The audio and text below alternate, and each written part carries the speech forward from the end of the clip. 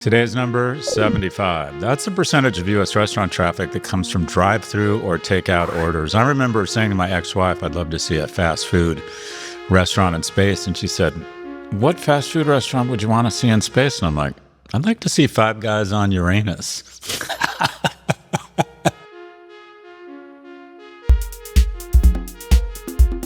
I think that's good. No? It's fine. Fuck you. You're on MSNBC and now you think you're all big time. Big time. I like whatever makes you happy. And that one resonated for you. Ed, I think you are getting a little too good on MSNBC. Daddy's getting a little jealous. First they call me and I'm like, no, I'm not going on Katie tour for 4.5 minutes with a bunch of talking heads who were, in the Obama administration 12 years ago. Seriously. It's like, okay, I think I've graduated beyond that. So they said, so I suggest you go on. Oh, is that what happened? Oh, I'm sorry. I didn't mean to. Yeah. Well, how do you think you got on there? Do you think they're like, oh, let's bring on a 26-year-old from Princeton? I thought that's what happened. I thought they suggested me organically. Are you sure? Anyways, believe what you want to believe. Yeah, they're cable television consistently reaches out to 26-year-old podcast co-hosts. Anyways, you are outstanding. I'm saying this to, granted, I want you to buy Z-Biotics and invest in Fundrise, but I am really recommending to our listeners, type in Ed Elson, MSNBC, and watch when they ask Ed a question, or they ask all these boomers these questions and they give this ridiculous blah, blah, hoping to get a speaking gig or a consulting offer for some Joey Bag of Donuts firm or something. And then you break into, all this is a tax on me, is you folks continue to, and you literally, everyone on the panel looks as if they've just been caught masturbating. You rendered everyone totally flat-footed. No one had a response. No one could. You were outstanding. I was like, wow. So I was a mix of proud and jealous. I was sort of, okay, he's getting too big for his britches. He's going to want $15 an hour now. Yeah. No, I want a consulting gig just like the rest of those guys. Oh my gosh, yeah. You were outstanding. And what was that, your second or your third appearance? That was my second appearance, yeah. Okay, so this is what's going to happen. You're going to start getting calls from all these producers, who want to seduce you to come and talk to hundreds of thousands of 75-year-olds. My target audience, yeah. In between soup and water aerobics at night. But TV is super fun, and your parents will be super impressed. Mm-hmm. And you can go on for a year, but after that, we're going to limit. I'm going to manage your brand so well here, we're going to go very scarce. Okay.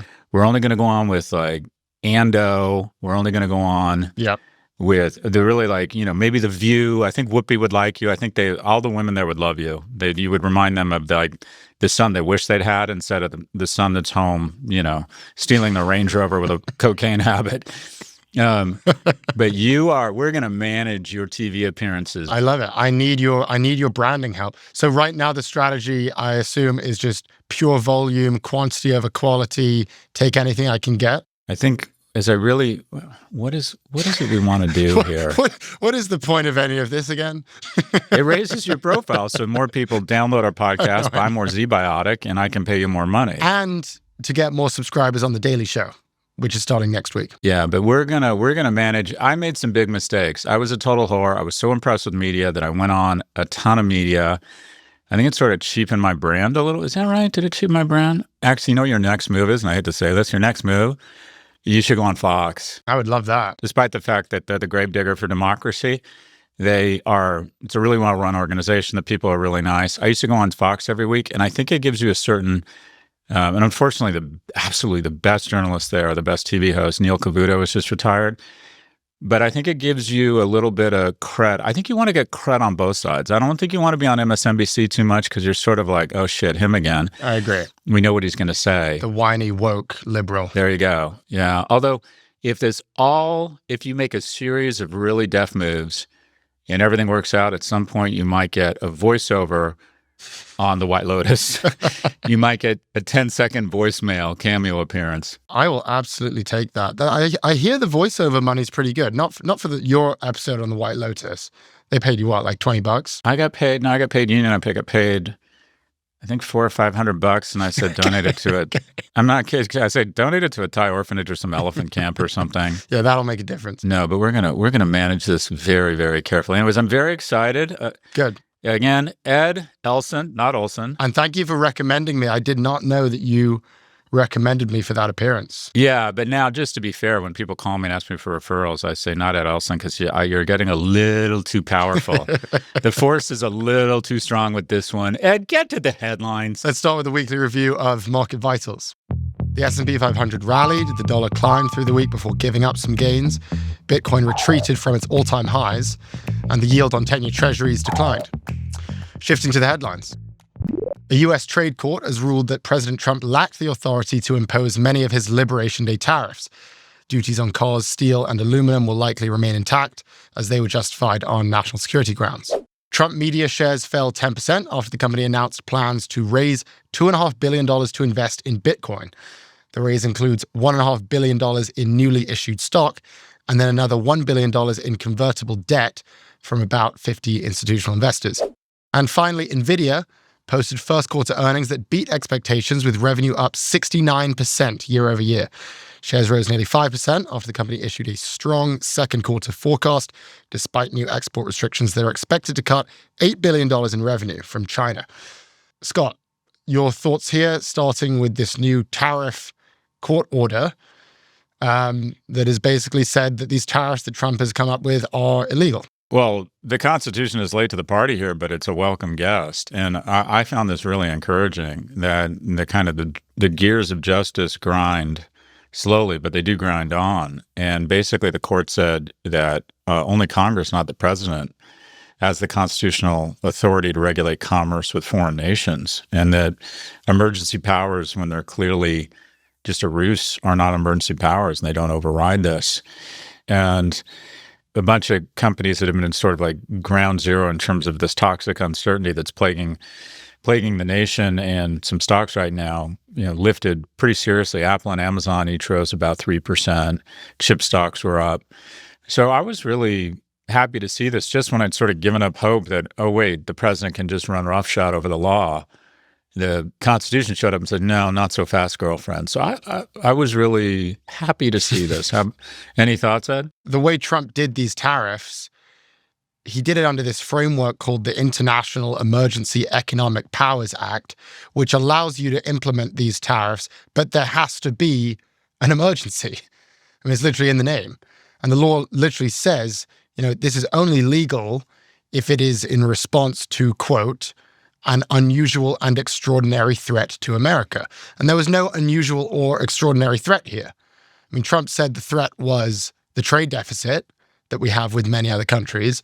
But as people have said over and over, and as we've said, a trade deficit is completely normal. That's not a threat. So to call that the unusual and extraordinary threat, it just doesn't hold up. So I guess the first thing I would say is, I was waiting for some legal entity to say this. It came from this international trade court that I frankly had never heard of, but which apparently has some level of federal authority. But this is something we've been discussing in California. Even Gavin Newsom sued Trump over this, because he's like, you're supposed to do this when there's an emergency. There's no emergency here. And that's exactly what they ruled. Now, the second question is, does this mean the tariffs will actually be repealed? And the answer to that question is no one seems to actually know. I mean, I've read the commentary, I've read the legal opinions, and it's all kind of like, we're not really sure. And then you look at the markets, and the markets tell me a similar thing. There was a little bit of a rally, but not enough to say outright the tariffs are coming down. So I think where the market probably lands on this is, first, they thought it was going to be appealed, and that is what happened. Trump administration immediately appealed. I think what they're probably thinking is this appeal process, it's going to take some time. It's probably going to climb its way up to the Supreme Court. And throughout that very long and boring and complicated process, the tariffs will probably just remain in place. What I see is that a lot of companies are probably beginning to just ignore Trump. I have a friend who's in the import business and thought he was out of business. And now he just sort of takes everything Trump says with a grain of salt. And we should, a quick shout out to a regular guest, FT journalist Robert Armstrong. He coined the phrase, the taco trade. And that is Trump always chickens out. And by the way, Robert Armstrong is going to be joining us on the show on Thursday, so make sure to tune in for that. And Mia pulled together some notes showing that since he's taken office, he has threatened, implemented, and or reduced tariffs 50 times. And you can validate or nullify this, but I don't think there's, after 50 threats, 50 chickening out, 50 folds, I don't think we have one tangible deal to show for it, do we? No deals. He says the UK is a deal and that the deal has not been agreed upon, and there's no upside in the agreement that they had there. I do think as you get more senior in your professional life, you always want to be measured around, if this person does this, I'm going to fire them or something like that. You don't want to make declarative statements like that unless, or we're not going to work with them ever again. Be very careful with absolutes. And the few absolutes you make, follow through. Do it, even when it's painful, because the most powerful cop or arsenal or arrow in your quiver is your reputation. And you want to be known as someone who does what you say, both on the upside and on the downside. And he's literally lost all credibility. The markets are now not moving nearly as much. He announces an Apple tariff and Apple goes down 3 or 4% and then recovers the next day. If Obama or Biden had recommended a tariff against Apple, anything along the lines that he's recommending, these stocks would be down 10, 20, 30%. Let's stop talking about Trump, the president, and let's start talking about Trump, the media company. Trump Media is taking on the MicroStrategy approach. They're raising $2.5 billion to buy Bitcoin, and they want to become a Bitcoin treasury company. I'm sure you can imagine my reactions to this, Scott. I don't like this, but let's first hear your reactions. You know more about this than I do, so you run with this one. I'm fascinated that it's gone from the ultimate strategy for pumping your stock to now stocks are crashing on this news. What are your thoughts? Well, look, they're trying to do what Michael Saylor did at MicroStrategy. And that is you rebrand the company. In his case, it was a enterprise SaaS company. You rebrand it as a Bitcoin or a crypto company. Then you issue debt to buy up Bitcoin. And then you use that Bitcoin to issue even more debt, which you use to buy even more Bitcoin. And then you just keep on doing that. And that's what Michael Saylor has done. I have said in the past, I think it's a Ponzi scheme. I still think it's a Ponzi scheme. I know you disagree with me on that. I don't think we need to relitigate that conversation right now. But the reality for MicroStrategy is they're up more than 100% in the past year doing this thing. And now you've got all these companies like GameStop, like Rumble, like Vivek Ramaswamy's company, this company Strive Asset Management, and now Trump Media, who are all trying to do what Michael Saylor's been doing at MicroStrategy for the past several years. Now, what's interesting is that after they announced this, the stock, unlike MicroStrategy, actually went down. And that was despite the fact that Bitcoin's hitting these all-time highs, and it fell 10%. And that did surprise me because this is a very memeable stock. It's the kind of stock where if you start mentioning words like Bitcoin and crypto, history would tell you you're going to get a pop. So I've been wondering why did it fall? And I wonder if the reason it fell, and I hope, by the way, the reason it fell is because the bullshit around the meme coins and the crypto is just about starting to die out. And I wonder if this is the first signal that slinging these half-baked financial engineering strategies, that they just don't hold the same level of hype and excitement that they used to hold when Michael Saylor was out doing it back as far as 2020. And that would make sense to me because, quite frankly, this whole Bitcoin treasury thing is becoming boring and predictable. I mean, there are now almost 100 publicly listed companies that have announced some form of Bitcoin treasury strategy, and it's all happened in practically the span of a year. So at a certain point, I don't think you can expect the market to just be wowed every time you come up with this grand vision of we're just going to buy up as much Bitcoin as we possibly can. It's just not interesting anymore. At a certain point, I think it's just boring and played out to the markets.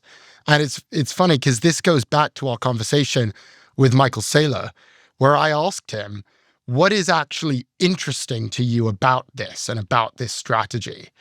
And you go and you watch that moment. It was almost like I had physically attacked him. Wasn't the more important question, why is it interesting to everybody else on the earth? So literally, what I do is turn it around to you and say, if you don't think it's the most interesting, tell me what asset in the world is more interesting right now to more people, because I don't think you can name one. I think I hit a nerve there, that this whole operation is completely and entirely dependent on hype. And as soon as the hype runs out, suddenly the money stops. So I don't want to jump the gun here, but I think what we saw happen with Trump stock this week, where they do this whole Bitcoin thing and then the stock actually falls 10%. I think that could be an indication that this is sort of the canary in the coal mine for the hype running out. Not necessarily on Bitcoin itself, but certainly on these Bitcoin treasury companies where it's no longer interesting and exciting to go out and say, look, we're going to buy up all this Bitcoin, and then suddenly the market goes crazy. I think the market's saying, we've seen this all before. And you're not MicroStrategy and you're not Michael Saylor. You're the president. What Saylor has been able to do that you could say warrants some enterprise value beyond the value of the underlying crypto itself is he's been able to come up with pretty innovative debt strategy where he's able to go into the market and access debt at a pretty low price. So I don't know if these companies can do that. So the value of MicroStrategy per Bitcoin, it's 1.6 times Bitcoin. Is it really worth that? It also has a core business though, right? No, they're not. The business is like nothing. I mean, compared to the market cap of the company. Intellectually, what you're saying is it's hard to contradict. I 100% understand what you're saying. And also, I felt the same way. When I saw this, I feel it's a little bit like whenever you're on a board and a company, and this happened to me twice, a company decides to do its first stock buyback, my kind of first, and at some point, a mature company should start buying shares back and returning money back to shareholders, and buying stock back is a fairly efficient way to return money to shareholders. But my first question is, so we're out of ideas. We don't think as an enterprise we can invest ahead of where market return should be. And when I see these companies basically deciding to transition to a Bitcoin treasury company, basically what they're saying is, to a certain extent, it's sort of saying, it's throwing up the white flag and saying, our core business doesn't work. And we want to pivot out of our core business. And if you look at the companies that are doing it, a GameStop, right? It just Rumble. These are companies that have no underlying core. You're not going to see Procter & Gamble do this. They have a really good business with really good margins, and it's growing, and it's a global business and great culture. Netflix is not going to overnight decide they're a Bitcoin treasury company. They're just not going to. And what it is the market now sees it as that. This is you waving the white flag. You're not going to be focused. Your core business is so bad, you're grasping at straws. Let's talk about Nvidia, another phenomenal quarter. Beat on top and bottom lines, revenue up 69% to more than $44 billion. Data center revenue up 73%. That's their AI chips revenue, up to $39 billion. Net income up 26%. It's just crazy, crazy good quarter. And that's why we saw this big pop in the stock, around 5%. Now, what makes it even more impressive is the fact that they did this without access to one of their biggest markets, which is China. Just as a reminder, the Trump administration, they recently banned Nvidia from sending any chips to China. They sent these H20 chips, which they had specifically designed for China to have less capabilities. And then Trump came in and said, nope, not allowed to send any of them. And according to the company, if it weren't for that ban, gross margins would have been 71% versus 61%. And also revenue for the current quarter, for Q2, would have been, or the guidance, would have been $8 billion higher. They guided 45, it would have been 53 billion. So that's a pretty significant hit. Now, when you and I discussed this Trump ban on Nvidia chips going to China, one of the questions we asked was, will we see a tone change from Jensen Huang? And my prediction was that we would see some level of a tone change. And on this earnings call, I believe we witnessed it. He opened his speech, Jensen Huang, the CEO, he opened his speech with a monologue about China. And it went on for 3 minutes.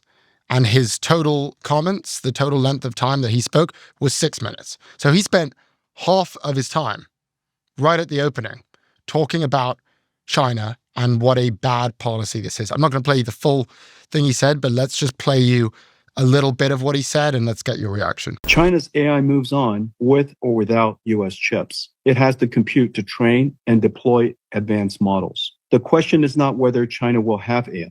It already does. The question is whether one of the world's largest AI markets will run on American platforms. Shielding Chinese chip makers from US competition only strengthens them abroad and weakens America's position.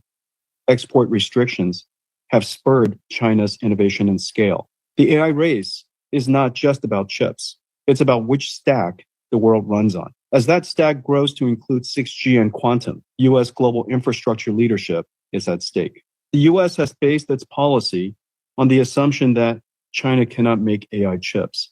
That assumption was always questionable, and now it's clearly wrong.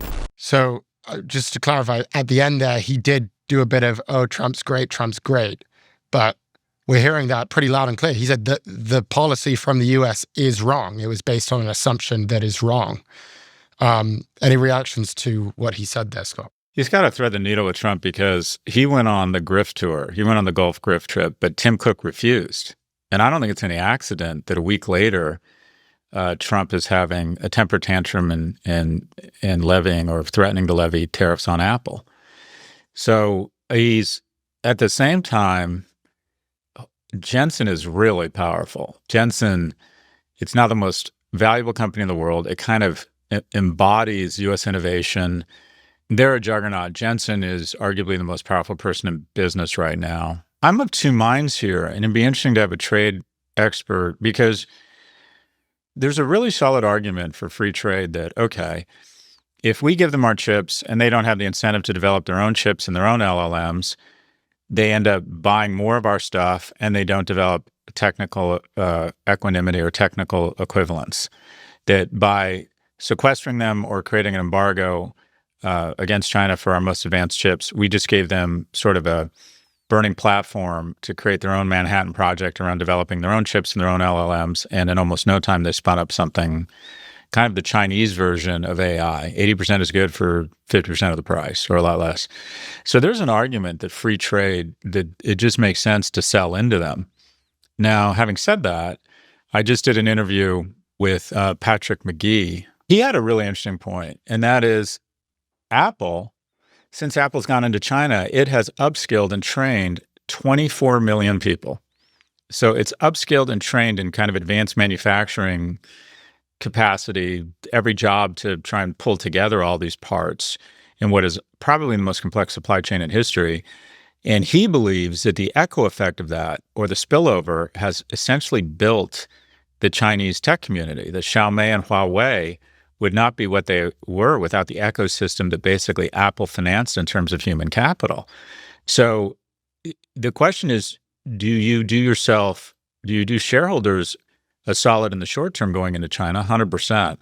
But what if Apple had made that same level of investment in, say, Mexico, or kind of friend-shoring, and that is countries that we have a less adversarial relationship with? Would that have been a better idea?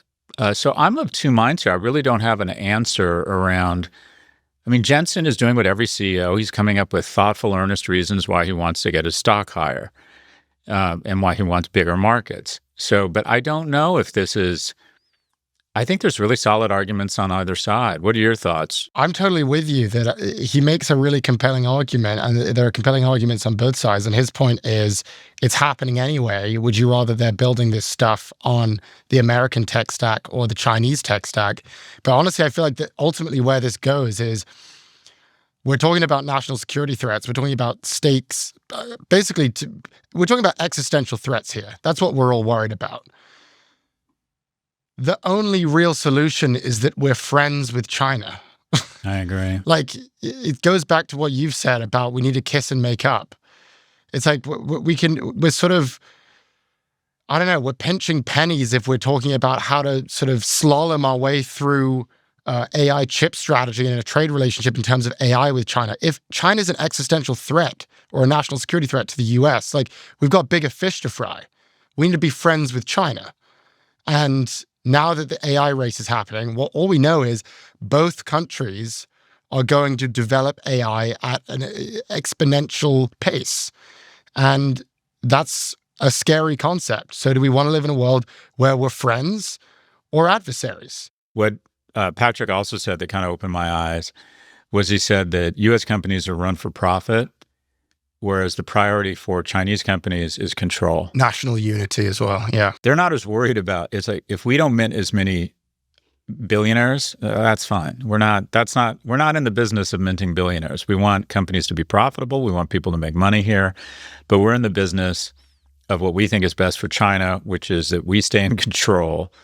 And long term, it's debatable around whether that's not the best strategy for national security and kind of, the flow of IP is one way. We need to get better at that. That's, I mean, the IP theft is unbelievable. Well, Trump's, to his credit, I think his instincts are right on a lot of this stuff. I think there is trade asymmetry. I agree. And the fact that none of our media companies are allowed in there, and we let TikTok into our, there's just some things that just are blatantly wrong. But the way he goes about it, it doesn't make any sense. We'll be right back. And if you're enjoying the show so far, be sure to like and subscribe to the Prof G Pod YouTube channel at the link below.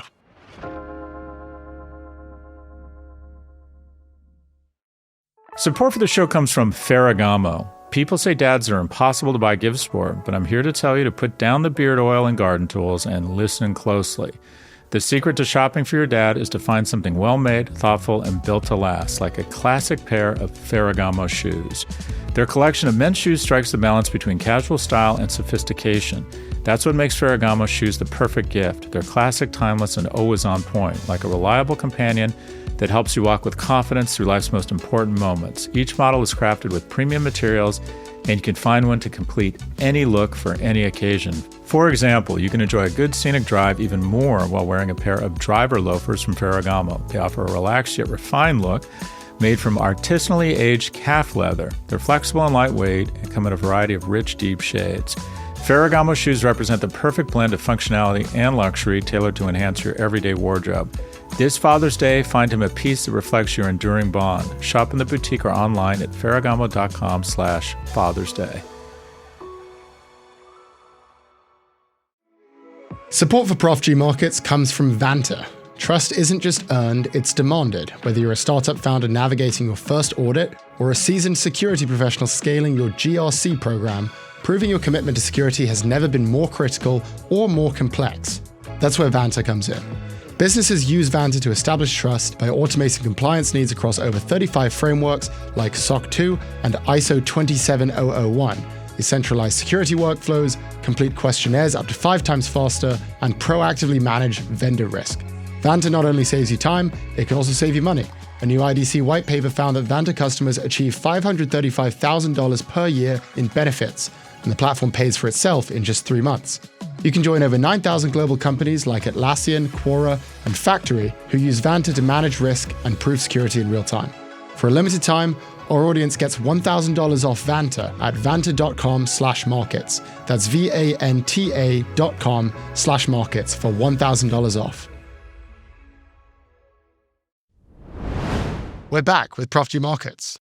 After more than 17 months of delays, the acquisition of US steel by the Japanese company Nippon Steel is finally moving forward. President Trump gave it his stamp of approval, calling the deal a, quote, partnership rather than an acquisition. And he also noted that Nippon will invest another $14 billion in US steel over the next 14 months. The deal had faced strong opposition from both Trump and Biden due to union concerns and national security risks, but support grew after the addition of a golden share provision, giving the US government power to approve key board appointments and prevent cuts to production levels. Scott, we've been following this story for a while. We talked about it back in September when Biden blocked the deal. You'll remember Nippon tried to buy it, and then Biden said no. He cited the national security concerns, which was fake. All the reports said, no, there's no national security risk. The reason he blocked it was because the union workers who worked for US Steel, they didn't like it. They were concerned they would lose their jobs, and Biden wanted their support. So he said, no, you can't do the deal, and he blocked it. So let's listen to your comments from back then. This is a mix of xenophobia, ego, and pandering to unions. This is stupid. If they were making air filtration systems or airbags, they'd let the deal go through. But because steel, for some reason, is seen as Pittsburgh and a part of America, and we need steel to build buildings, they want to get in the way of it. I'm sure unions are trying to convince them that this is a bad idea. This deal should absolutely go through. Now we're at a place, what was interesting was Trump agreed with Biden throughout all of this. He was very against Nippon buying US Steel, I think for the same reasons you just outlined there. But now he's letting it go through so long as the government has some level of control. And that control is coming in the form of this golden share. So that's where we are today. The deal will happen. Nippon will buy US Steel, but the US government gets a golden share. Your reaction, Scott? There's no reason, there's no sort of strategic threat here. And the only argument is, well, our steel industry has strategic importance in case we all of a sudden need to make tanks overnight. Fine, Japan is a very close ally. In addition, this has such outweighed rhetoric versus the actual importance of this company. This company employs 24,000 people. It employs... Only 14,000 are in America, by the way. Is that right? Okay, Lululemon employs 38,000 people. So it takes more people to figure out yoga pants than figure out US Steel. And my understanding is Japan or Nippon Steel is talking about making huge investments, upgrading the technology, and potentially hiring tens of thousands. The number I saw is they're planning over the long term to increase employment at US Steel by up to 70,000 people. That's what they said. Yeah. So your security risks are somewhat assuaged because Japan is a fantastic ally. I mean, we're building, our steel consumption builds the Navy ships that guard much of Japan. So they have a vested interest in maintaining a very strong alliance. The other thing, in some ways, the Trump administration is more progressive and liberal than Democrats because this one golden share thing where they get a vote, that is the definition of socialism. The notion that somehow bureaucrats know how to run individual companies. The way you have a golden share or government influence is you have systemic regulation. But to decide all of a sudden that, oh, Stephen Miller or Peter Navarro knows how to run a fucking steel conglomerate, it's the definition of socialism. It's like if you want laws or input into how an industry or private business behaves, you pass laws that apply to everyone. But this is not, quite frankly, this is not an important company. It's just the rhetoric surrounding it and some of the jingoism here has manifested itself. And pat ourselves on the back. We got this right. We said this would eventually go through because at the end of the day, markets win. The reason that Texas now produces more wind power than any other state in the world is the economics around wind finally makes sense. They make more sense in many instances than wildcatting for fossil fuels. The markets and money wins. At the end of the day, global trade will win. Tariffs will come down. There'll be some blips. But the arc of justice bends towards Benjamins. And the same thing is happening here. This made sense for both parties. And I'm glad to see it's going through. But this nonsense around a golden share, that just shows that in some ways the Trump administration is much more socialist than any Democrat out there. If Bernie Sanders said, I want the government to have control over Nvidia, that we should have a say in just this one company, their hair would be on fire. Like, oh, there goes the socialist. Just to be clear, this isn't without precedent. We have had the government stepping in and owning stakes in companies before. And I'll just go through some examples. In 2008, the government bought a 92% stake in AIG. In 2009, they bought stakes in GM and Chrysler. During COVID, they bought not stakes, but warrants in many of the airline companies like Delta and United and Southwest. But in each of those cases, the government was intervening to prevent some sort of structural collapse in the economy. Like with AIG, it was a response to the financial crisis. With GM and Chrysler, it's to prevent the auto industry from going under. With the airlines, it's because we're in the middle of a pandemic and no one could fly. And so this is a very different situation where there's no real crisis at hand. I mean, the only hot button issue here is like this prospect of manufacturing jobs potentially being outsourced into, I guess, Japan. But even still, as you mentioned, Nippon made this commitment that they're going to keep the jobs in America, and actually they're going to add jobs. They said, we're not going to outsource any of these jobs. And as you also point out, it's not that many jobs. It's 14,000 people. And you compare that to what we saw in like 2009 with the auto industry, where it was literally millions of workers whose jobs are at stake. And in this case, it's at most a few thousand. So yeah, I guess it does beg this more libertarian question, which is, when is it appropriate for the government to step in? And it's just so interesting, as you say, because this has been the big issue for the Republican Party, where they believe that Democrats, and perhaps rightly believe, that Democrats are way too quick to intervene. Something happens, business happens, and the only way they feel comfortable is if they say, well, we just want to have our hands on it. We want some level of control, i.e. we want a golden share. And here we are with a $14 billion acquisition for a company that is not even remotely systemic to the economy and the productivity of this nation. Maybe it used to be, but certainly not anymore.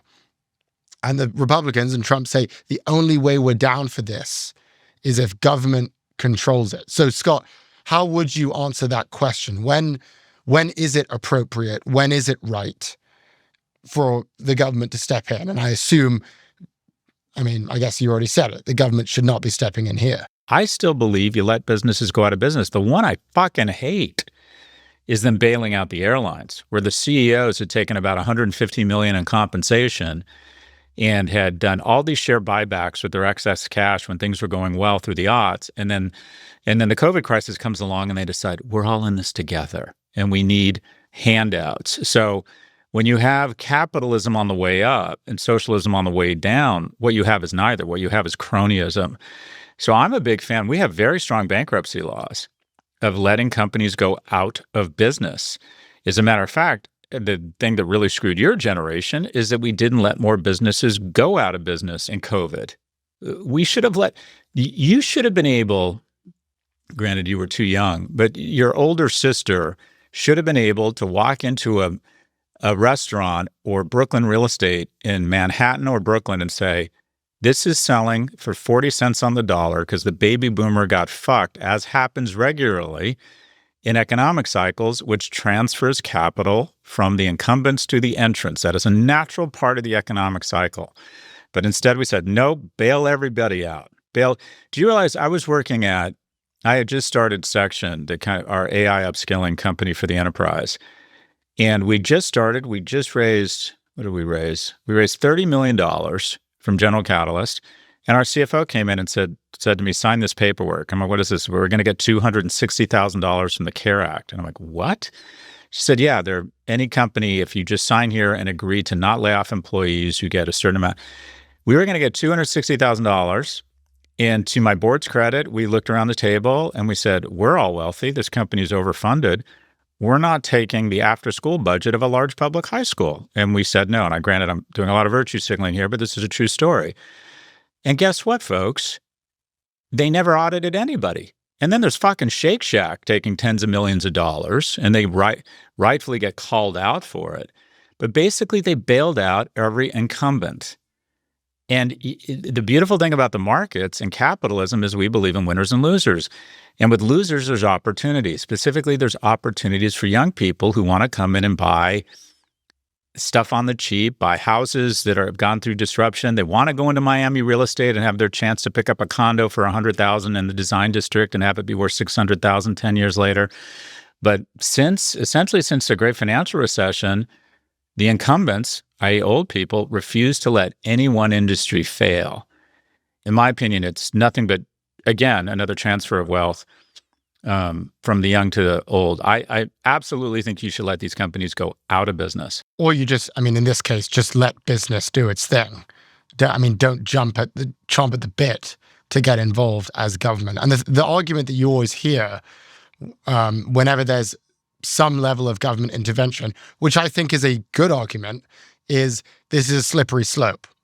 If you're going to justify government intervention here, then what else are you going to justify government intervention for?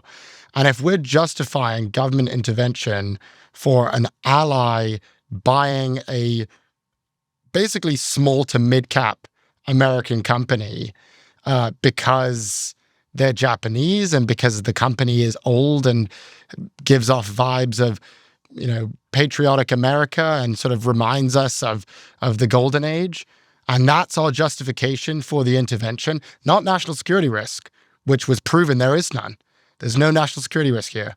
If that's the reason, that's really a slippery slope. Chipotle has 130,000 employees. So Chipotle has 10 times the number of employees as U.S. Steel. So that's the real existential threat, is if something happens to Chipotle. Look, just look at history. Business people can't run the country, or failed business people aren't very good at running the country. And then Devin Nunes, a congressperson, is running True Social. How's that going?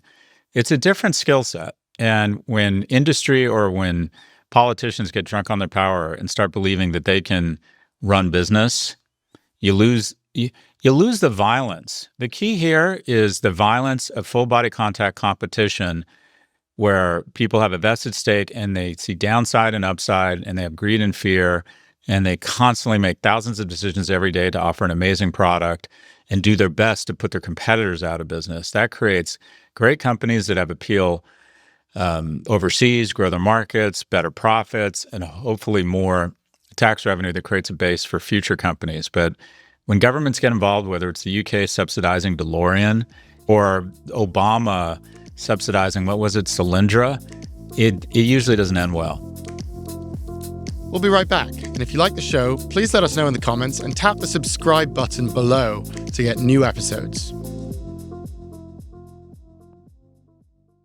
Support for the show comes from Z-Biotics. I love a good drink every now and then, but what I don't love is having to choose between having a great night out and a great next day. Z-Biotics wants to help you have both. According to Z-Biotics, here's how it works. Z-Biotics pre-alcohol probiotic drink is the world's first genetically engineered probiotic. They say it was invented by PhD scientists to tackle rough mornings after drinking. According to the company, when you drink, alcohol gets converted into a toxic byproduct in the gut, and they say it's a buildup of this byproduct, not dehydration, that's to blame for rough days after drinking. Z-Biotics pre-alcohol produces an enzyme to break this byproduct down. Just remember to make pre-alcohol your first drink of the night, drink responsibly, and you'll feel your best tomorrow. So I use Z-Biotics, and I find I'm trying to drink less as I get older, just because, generally speaking, that's kind of the best strategy for improving your health. But I also do love to go out and drink. And what I do is I start the evening with Z-Biotics, and I have found the next morning it reduces, I would say, somewhere between a quarter and a third of that rough morning, so to speak.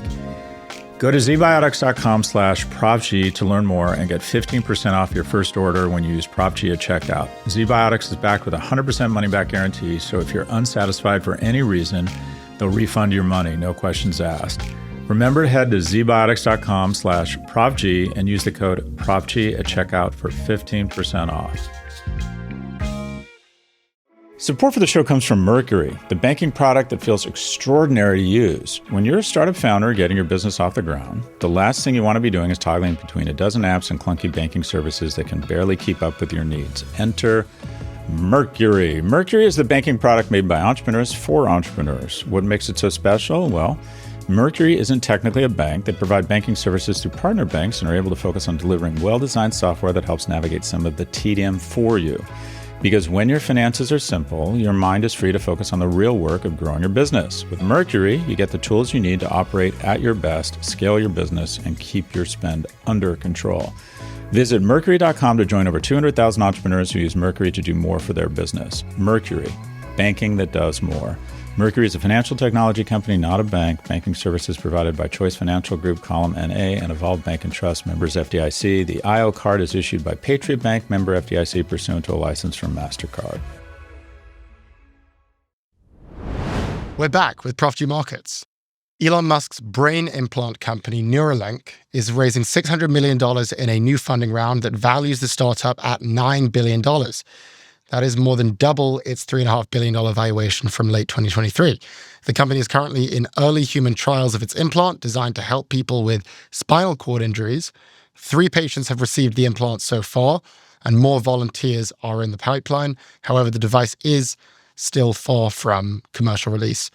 So, Scott, just in terms of the valuation, this company is still so early, it's probably not even worth talking or thinking about the valuation. There's no real way to value a company like this that isn't generating revenue. So I think the thing that I'd like to focus on is just the technology. And I'd like to get your reaction because I think the technology is absolutely incredible. Essentially what it allows you to do as of today, this Neuralink chip. And this isn't a promise that they've made in the future. This is something that is happening right now. Basically, instead of using your hand to move a mouse that moves a cursor on a screen, instead of using your fingers to type words on a keyboard, this technology allows you to do all of that just with your brain and with your thoughts.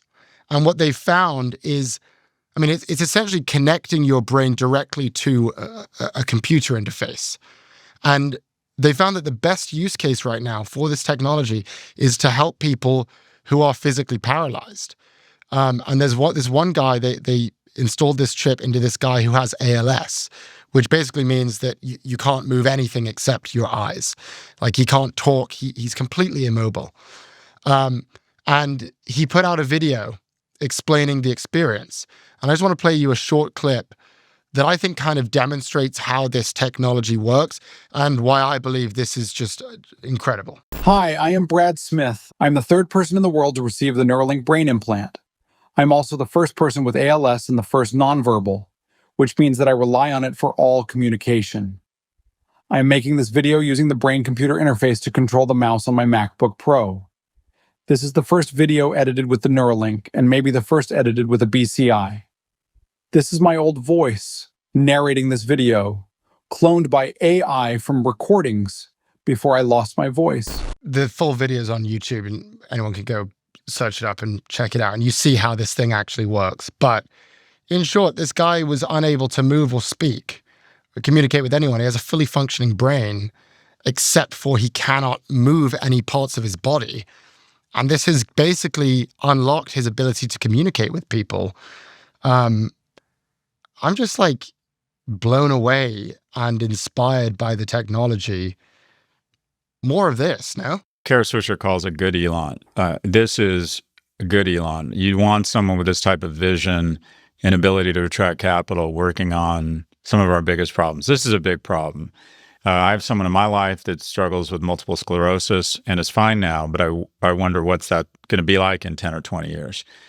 And so the idea of doing, we have technology, we have a ton of technology or implants for hearts, right? Pacemakers that send a shock that essentially keep people alive or keep them from going into VTAC. So it would make sense that at some point we'll have implants into the brain. By the way, I had a brain implant, but I got one of the cheaper ones. And anytime someone turns on the microwave, I piss myself. That's good. Is there a joke? I mean, why the microwave? Oh, someone turns on the microwave, there's some sort of waves go out and I piss myself. That's good.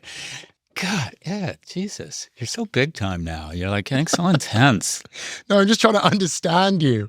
All I want is to understand you. Yeah. Yeah, that we're going to need a bigger boat if your goal is to understand me. So yeah, true. Look, I think this is great. And my glass half empty side can't help it. Every time I used to get excited about the X project or Peter Diamandis stuff around the singularity, and I like Peter a lot, but I remember on 60 Minutes 10 or 15 years ago, them doing a tour around this facility where they were growing ears and they're like, oh, no doubt within 10 years, we're going to be able to grow human limbs using stem cells. I find this stuff just takes a lot longer. I think this is more like autonomous driving from Elon than from Waymo. And that is, I think the promise is super exciting. I think it's going to take a lot longer than people think. Does that mean it's not fantastic that he's able to raise capital, cheap capital, and do things like this? Yeah. And even if it's 10, 20, 30 years out, if ever, I hope is a wonderful thing, right? It gives people a reason to try and stay in shape and try and stay alive and thinking, at some point I might be able to walk again or, use my communication skills again. So I don't think, I kind of think there's nothing not to like here. I think you're right about the timeline, and that's often what happens with these moonshot technology bets is there's a lot of hype. And then, by the way, he's made a lot of these annoying claims as well. He sort of throws out stupid numbers out there. Oh, in the next 5 years, we're going to have 30 to 40 people with and it's all bullshit. And I wish he wouldn't do that. But in terms of the timeline, it's sort of like the way you speed up the timeline is with capital. And I guess it just annoys me that there's this incredible technology out there like Neuralink. And then I compare it to all of the stupid technology out there. In my view, that would be crypto. The difference between this technology that literally transforms people's lives, that gives them the ability to walk and talk again, versus, this thing allows for more transparency in the blockchain, except it's actually not even creating more transparency because everyone's anonymous. Like, it's deregulation in the form that is thinly veiled as technological innovation. And I guess it's just, it's frustrating because it's like, I agree with you, the timeline, it takes a while, but the way that you fix that is by pouring capital into these kinds of projects. And I guess I just find it frustrating that there's not more attention. Why is Elon spending all of his time dealing with Twitter and, whatever he's doing at Twitter and whatever he's doing at X, which is quite frankly a gigantic waste of time? And whatever he's doing at Doge, which turned out to be completely useless, they're now just getting rid of it. $150 billion in projected cuts, which was then just reversed in the form of $150 billion in the defense budget. I like what Kara Swisher says there. This is the good Elon. Why aren't we spending more time, more capital, more attention, more effort on technology like this that has transformative and powerful effects on people's lives and things that can really, really benefit society long term? I think it's important that we know what my DJ or personal trainer thinks about vaccines. I think X is super important. Yeah, look, what's that adage? We thought we were going to fly in cars and we ended up with 140 characters. The market goes where there's money to be made.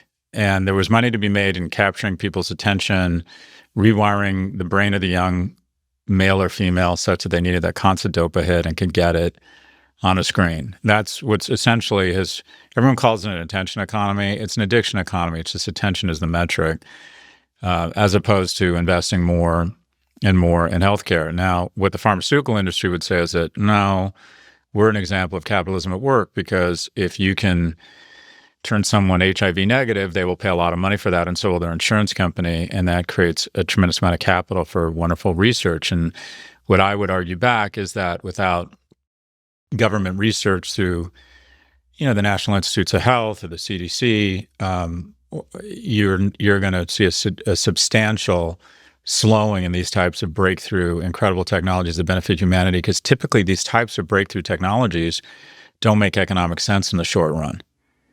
And I think Neuralink wouldn't be able to raise money had it not been for the fact that Elon is attached to it. So the strongest argument I think you could make in favor of why it's important to have a guy like Elon Musk is his ability his brand and awareness and ability to attract capital results in a company that probably would have a difficult time getting this type of capital if he wasn't directly involved. And by the way, that's Bezos's justification for Blue Origin as well, which I actually think is the right one.